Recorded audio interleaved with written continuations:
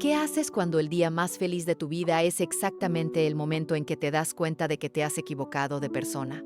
Rachel llegó al altar convencida de que amaba a Heck, convencida de que eso era suficiente, convencida de que la vida que había construido era la vida que quería. Y entonces miró hacia el pasillo y vio a Luce. Y todo lo que creía saber sobre sí misma empezó a deshacerse en silencio, despacio como azúcar bajo la lluvia. Hoy en Cine con Contacto vamos a sumergirnos en cada mirada, cada silencio, cada objeto cargado de significado en Imagine Me and You. Porque esta no es solo una película sobre caerse de amor, es una película sobre el momento aterrador y liberador en que te encuentras a ti misma. Bienvenidas al análisis.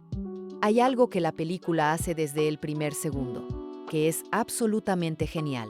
Nos muestra la boda de Rachel y Heck como algo hermoso. No lo sabotea, no nos hace odiar a Heck, no nos dice desde el principio que esto está mal, porque eso sería demasiado fácil. En cambio, nos muestra una boda genuinamente bonita, con gente que se quiere, con un novio que claramente adora a Rachel, con risas y flores, y ese ambiente cálido de una celebración familiar. Y en medio de toda esa perfección, Rachel camina hacia el altar y ve a Luce. Luce que está entre el público. Luce que es la folista que preparó los arreglos. Luce que en ese momento está simplemente de pie, con su traje oscuro, mirando a Rachel acercarse, y sus ojos se encuentran. Es un momento que dura segundos, pero la cámara lo estira, lo convierte en algo eterno. Y en el rostro de Rachel ves algo que no debería estar ahí en el día de su boda. Una pregunta, una duda, un reconocimiento de algo que todavía no tiene nombre. Y la película nos dice sin palabras: esto no ha terminado. Esto acaba de empezar. Lo que hace Imagine Me and You de forma brillante es no tratar este momento como una traición. Lo trata como un despertar, y esa diferencia lo cambia todo. Antes de seguir, quiero preguntarte algo. ¿Alguna vez en un momento que debería ser perfecto has sentido que algo no encajaba? ¿Que había una voz pequeña dentro de ti diciendo que faltaba algo? Déjamelo en los comentarios. Hablemos de Luce, porque Luce es un personaje extraordinario y la película lo sabe. Luce no es la villana, no es la tentación, no es la amante que destruye un matrimonio. Luce es un espejo. Desde el principio, Luce tiene algo que Rachel no tiene: claridad. Luce sabe exactamente quién es. Es gay, lo acepta, no se disculpa por ello. No es que su vida sea perfecta ni fácil, es que ha hecho las paces con su verdad. Y eso, esa claridad, esa paz consigo misma, es exactamente lo que desestabiliza a Rachel. Porque Rachel lleva toda su vida siendo lo que se supone que debe ser: la novia perfecta, la hija perfecta, la amiga perfecta. Ha seguido el guión sin cuestionarlo. Y de repente frente a ella está alguien que no sigue ningún guión, que existe en sus propios términos. La primera conversación real que tienen después de la boda es en la floristería. Rachel entra con el pretexto de comprar flores, y la dinámica es interesante desde el principio. Luce es directa, segura, no juega juegos. Hay algo en su forma de hablar que es completamente honesta, sin ser brutal. Y Rachel, que está acostumbrada a navegar conversaciones con cuidado, con capas, con lo que se dice y lo que no se dice, de repente se encuentra sin sus defensas habituales. Porque Luce no le da espacio para las capas, simplemente le habla de frente. Y Rachel no sabe cómo manejar eso. La vemos levemente desconcertada, levemente acelerada, levemente más viva de lo que la hemos visto en ninguna otra escena. Esa incomodidad es el primer síntoma. Ahora, vamos a hablar de los objetos, porque Imagine Me and You usa los objetos de una forma que es poética sin ser pretenciosa. Primer objeto y el más importante: las flores. Podría parecer obvio. Luce es florista. Por supuesto que hay flores. Pero la película hace algo más interesante que usar las flores como decoración. Las usa como lenguaje. Hay una escena donde Luce le explica a Rachel el significado de diferentes flores, el lenguaje victoriano de las flores, donde cada una tenía un mensaje específico. Y mientras habla, está mirando a Rachel de una forma que hace que la conversación sea sobre algo más que botánica. El girasol significa adoración, dice Luce. Seguir a alguien a donde sea. Y la mira. Rachel se ríe nerviosamente. Pero el mensaje llegó. Más adelante en la película, Luce le regala flores a Rachel. Y no son flores al azar. Cada vez que aparecen flores en escena entre ellas, hay un mensaje codificado. La película no lo explica, no necesita hacerlo, solo lo muestra. Y si prestas atención, las flores están diciendo exactamente lo que Luce no puede decir en voz alta todavía. Segundo objeto, el anillo de bodas de Rachel. El anillo de bodas de Rachel aparece constantemente en plano. Y no es casualidad.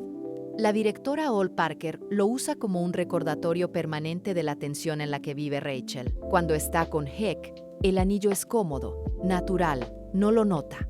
Pero cuando está con Luce, el anillo se vuelve visible. Rachel lo toca, lo gira, lo mira. Es su ancla a la realidad que ha construido. Es también su cadena. Hay una escena donde están hablando y Rachel inconscientemente cubre el anillo con la otra mano. No se lo quita, solo lo cubre. Como si no quisiera que Luce lo vea, como si por un momento quisiera que no existiera. Es un gesto tan pequeño que podrías perderlo, pero es devastador. Tercer objeto, el libro. Rachel y Luce comparten un libro. No voy a entrar en los detalles específicos porque quiero que lo descubras si no lo has visto. Pero lo que importa es lo que el intercambio de ese libro representa. Es la primera vez que Rachel le da algo de sí misma a Luce. Algo personal, algo que importa. Y Luce lo recibe con cuidado, con la misma delicadeza con que cuida sus flores. El libro es su primer secreto compartido. El primero de muchos. ¿Habéis tenido alguna vez un objeto que se convirtió en el símbolo secreto de algo que no podíais nombrar? ¿Algo que solo tenía significado para dos personas? Quiero que me lo contéis.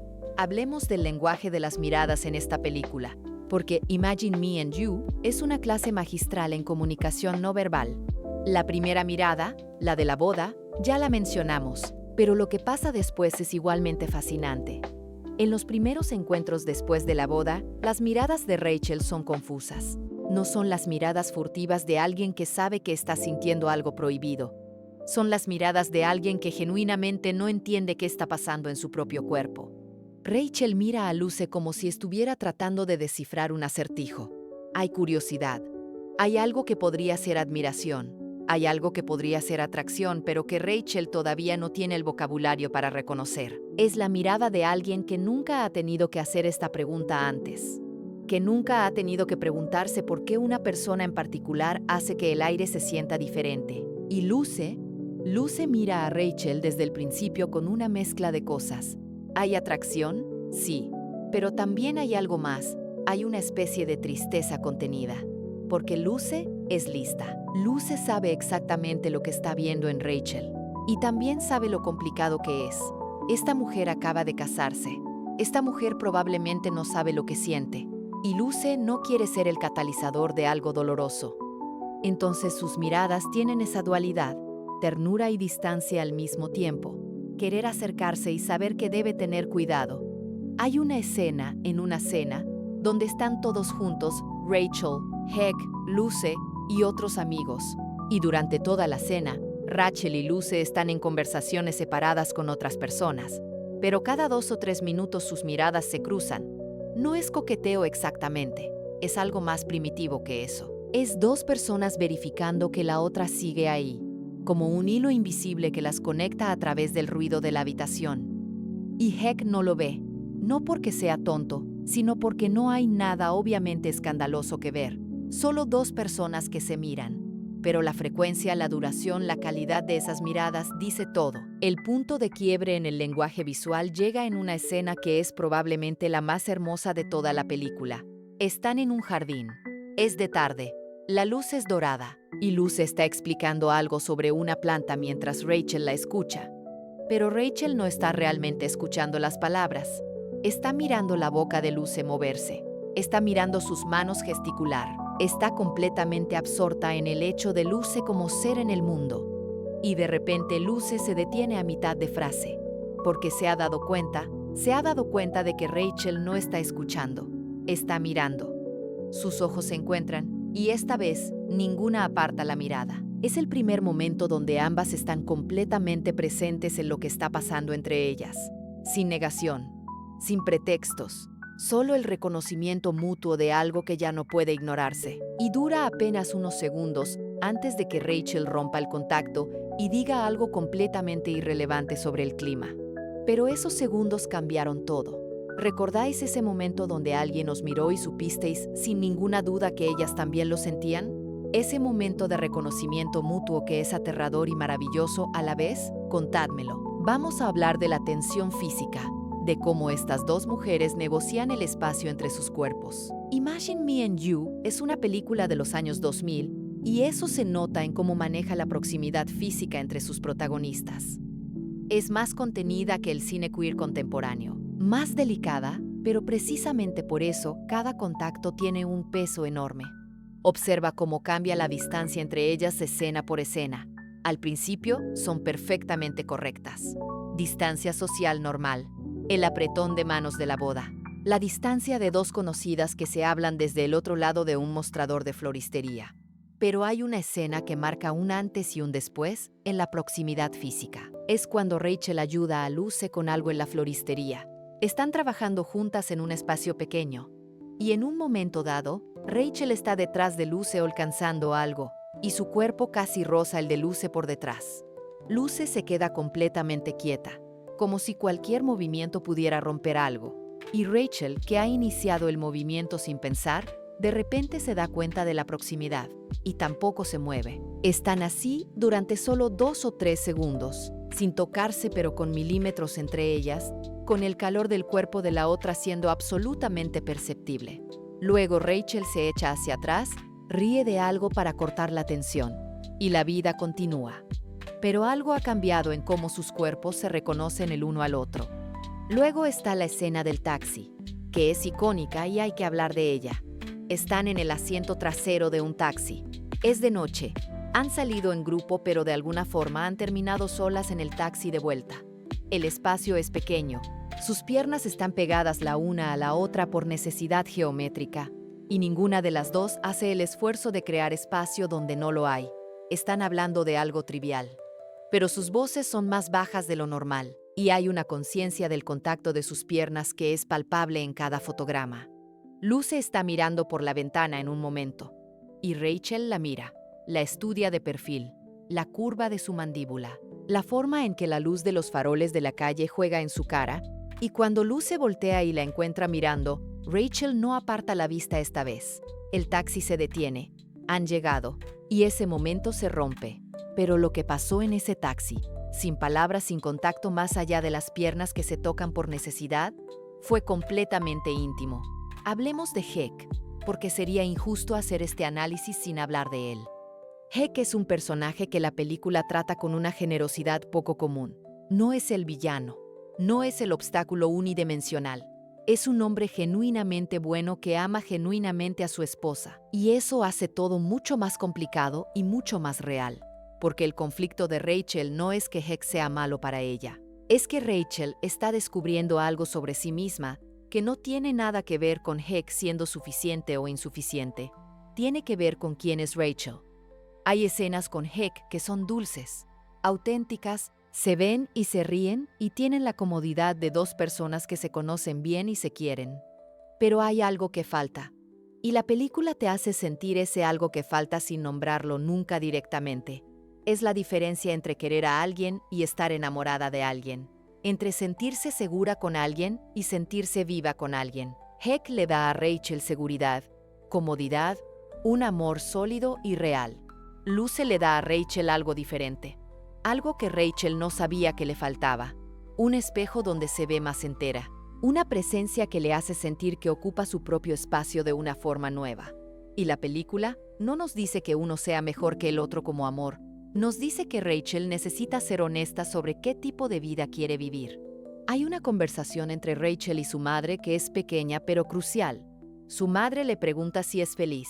Y Rachel dice que sí, pero la forma en que lo dice, esa fracción de segundo de pausa antes del sí, ese sí que suena a una pregunta disfrazada de respuesta. Su madre lo nota. No dice nada, pero lo nota. Pregunta para el club.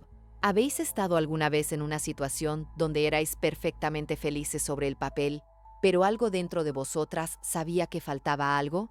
Sin poder nombrarlo, sin saber exactamente qué era, quiero saberlo. Ahora vamos al corazón de la película.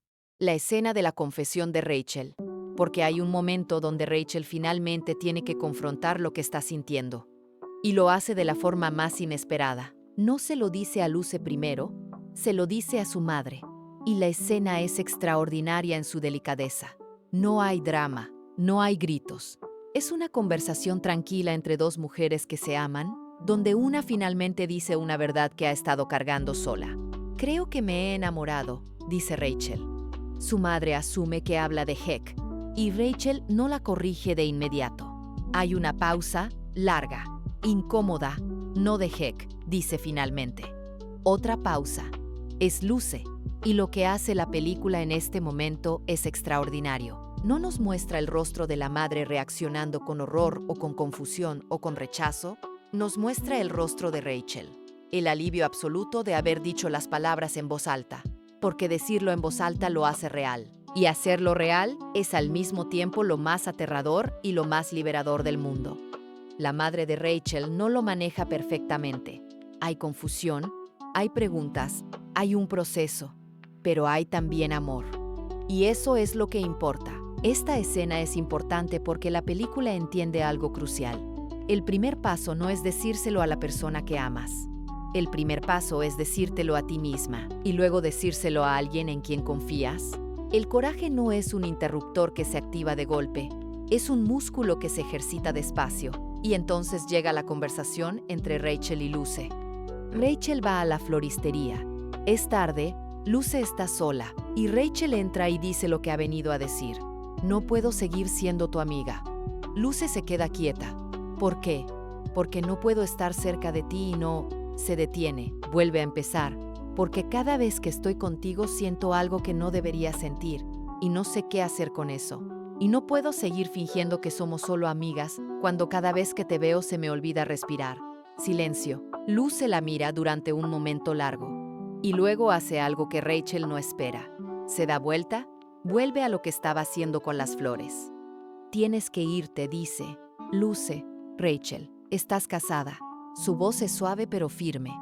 Estás casada con un buen hombre que te ama, y yo no voy a ser la razón por la que destruyes eso. Y si no quiero que sea una razón, y si simplemente quiero ser honesta, la honestidad sin un plan es solo drama. Luego, ¿y si el plan soy yo? ¿Y si estoy dispuesta a...? No. Luce finalmente la mira. No me hagas esto. No me digas que estás dispuesta a nada hasta que sepas exactamente de qué te estás despidiendo. Porque si te arrepientes, si dentro de un mes o un año decides que fue un error, yo no puedo deshacer eso. Y tampoco podré hacerlo tú. Es la conversación más honesta de toda la película. Luce no rechaza a Rachel, la protege. La protege de una decisión tomada en el calor de la emoción sin haber procesado realmente lo que significa. Y Rachel sale de la floristería, sola, con más preguntas que respuestas, pero también con algo más, con la certeza de que lo que siente es real, de que no está loca, de que no está confundida. Sabe exactamente lo que siente. Ahora tiene que decidir qué hacer con eso. Hablemos del proceso de Rachel, porque la película le da espacio para este proceso, y eso es valioso. Rachel no toma la decisión de un día para el otro. Hay días donde vuelve a casa con Heck y mira su vida y piensa, esto es suficiente, esto es bueno, esto es real. Y hay noches donde se queda despierta mirando el techo y siente el peso de algo no dicho que la aplasta. Hay una escena donde Rachel y Heck están en la cama. Es de noche, Heck duerme y Rachel está despierta mirando el techo. La cámara está sobre ella y en su rostro hay tanto: culpa, confusión, tristeza, amor por Heck, amor por Luce, el terror de lo que tendría que cambiar. Es una escena sin palabras que dice todo.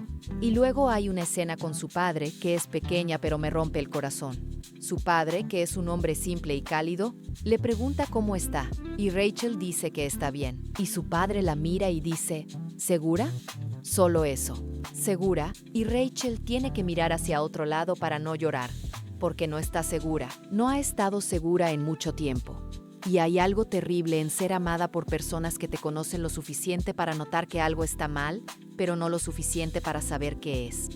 El clímax emocional de la película no es el beso, es la conversación entre Rachel y Heck, porque Rachel eventualmente hace lo correcto. No se queda en un matrimonio donde ya no es honesta. No le hace a Heck lo que sería hacerle peor: quedarse por culpa.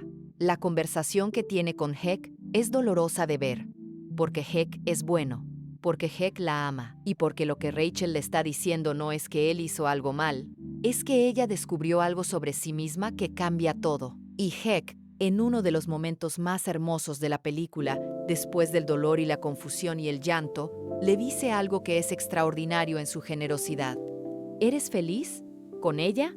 ¿Serías feliz? Y Rachel, con lágrimas en los ojos, asiente. Entonces, y se le quiebra la voz. Entonces, eso es lo que importa. No es que Heck sea un santo.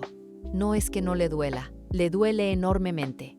Pero Heck ama a Rachel lo suficiente como para querer su felicidad por encima de su propio dolor. Y eso es devastador y hermoso a la vez. El final de Imagine Me and You es famoso por una razón. Es uno de los finales más satisfactorios del cine romántico de los años 2000. Rachel corre, literalmente corre, a través de las calles de Londres, con el ruido de la ciudad alrededor, con la lluvia amenazando, con su corazón yéndole delante, y encuentra a Luce. No voy a describir exactamente lo que pasa porque quiero que lo vivas si no lo has visto todavía, pero lo que sí voy a decir es esto.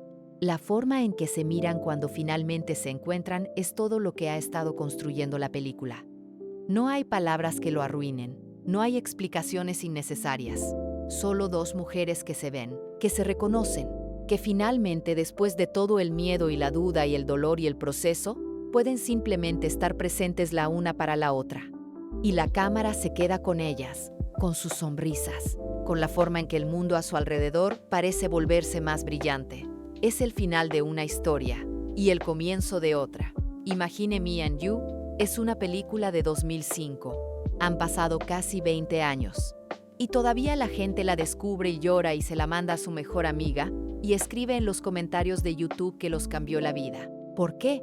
Porque a pesar del tiempo, a pesar de lo mucho que el mundo ha cambiado en términos de representación queer, esta película sigue tocando algo universal. Toca el miedo a decir la verdad cuando esa verdad complica todo. Toca el coraje de elegirte a ti misma. Toca la posibilidad de que el amor verdadero existe y que mereces buscarlo. Y lo hace con humor, con ligereza, con personajes que son genuinamente encantadores. No nos hace sentir culpa por querer que Rachel elija a Luce. Nos hace sentir que esa elección no es egoísta, sino necesaria. No es destruir una vida, sino empezar a vivir la propia. Rachel no está traicionando a Heck, está siendo honesta con él. Es la misma honestidad que le debe a Luce, que se debe a sí misma. Y esa honestidad, ese acto de decir, soy esto, quiero esto, merezco esto, es el corazón de la película. Así que aquí está mi pregunta para los comentarios y quiero que sean específicos. ¿Cuál fue el momento exacto en la película donde sintieron que Rachel ya no tenía vuelta atrás? No cuando se enamoró, sino cuando supo que no podía seguir ignorándolo. La escena, el gesto, la línea de diálogo, el segundo preciso. Quiero leer cada una de sus respuestas. Y si este análisis te llegó, si te hizo sentir algo, si te recordó tu propia historia de darte permiso de querer lo que quieres, compártelo con alguien que lo necesite ver, con alguien que esté en ese limbo donde todavía no sabe si puede permitirse sentir lo que siente. Porque en Cine con Contacto, las historias sáficas no son nicho, son universales, son necesarias y merecen ser analizadas con todo el amor y la profundidad del mundo. Nos vemos en el próximo análisis. Y recuerden, nunca es demasiado tarde para encontrarte a ti misma.